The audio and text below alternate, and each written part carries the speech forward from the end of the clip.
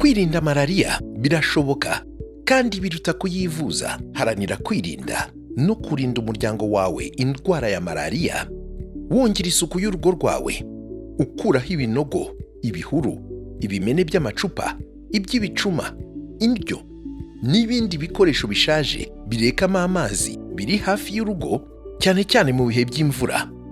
Bityo bizatuma usenya ubwororokero bw'imibu ikwirakwiza udukoko dutera Malariya, kandi biguha amahirwe yo kutayirwara.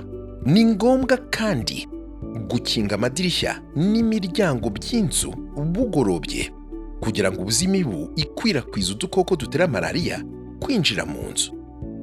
Erega kurandura Malariya bihera kuri nge. Ubu butumwa bugejejweho n'urugaga rw'amadini n'amatorero mu kubungabunga ubuzima REACH ku bufatanye n'ikigo cy'igihugu gishinzwe ubuzima RBC.